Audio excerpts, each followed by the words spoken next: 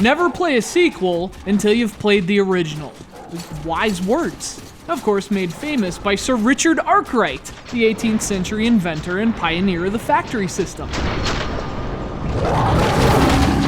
It was at the end of the Industrial Revolution when Arkwright answered his critics by saying, forget about disease and pollution and poverty, and never play a sequel until you've played the original. I should have listened to Richard Arkwright. Good old Dick! See, I recently played Metro Last Light, and I was absolutely blown away by its atmosphere and story. Big fan of Metro Last Light. But see, I played it having never played this, the original Metro, Metro 2033. Maybe if I had, I would have liked this game a whole lot more. Given the situation, I just wanted to play Last Light.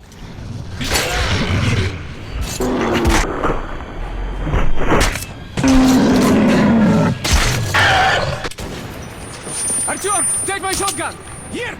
Metro 2033 was released back in 2010, but even then, the criticisms of Metro were virtually the same as they are today. Awesome atmosphere, awesome presentation, slightly less awesome gameplay.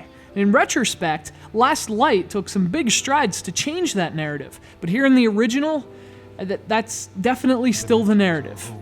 Speaking of narrative, that was Metro's strong point even in 2033. The nuclear apocalypse has finally happened, and the only people left on the entire planet are the ones living beneath it, the ones who got underground before it was too late. And now man faces extinction, fighting to survive deep within the dark tunnels of the old Metro. Unfortunately, we're not the only species living there.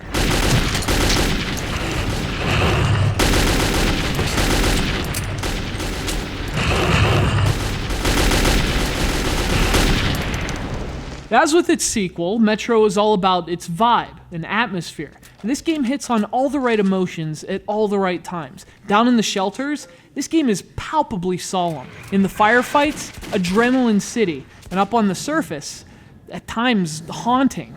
And freaking awesome.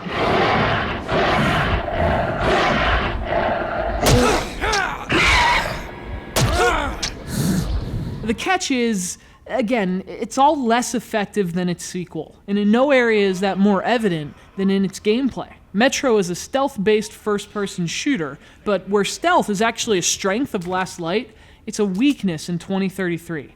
Making just one mistake means the jig is up for the entire section, and what's worse, every single freaking enemy will know exactly where you are. Like, telepathically, I guess? As for the shooting mechanics, they're okay. The guns seem heavier than in the sequel, if that makes sense. Maybe a bit less effective. But another big difference is this game's gas mask. If you're on the surface, you have to wear it, and you have to constantly change the filters. Now, in theory, that's cool. It sort of puts your life on a timer. But in practice, that just becomes incredibly annoying. Plus, it gets cracked, you can't see anything. Like freaking monsters.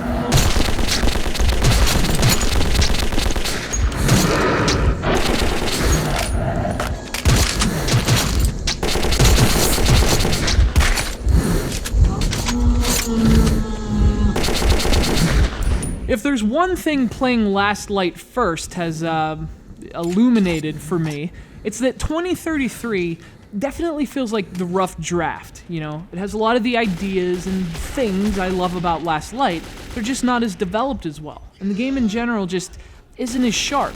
The characters aren't as interesting, the game's not as polished, and even the game's strength, its atmosphere, isn't quite as atmospheric.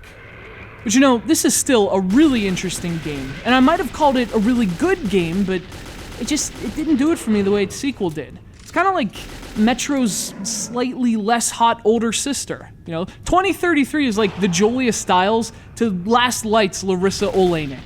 Only Heath Ledger's dead, so, I mean, who's gonna sing to 2033?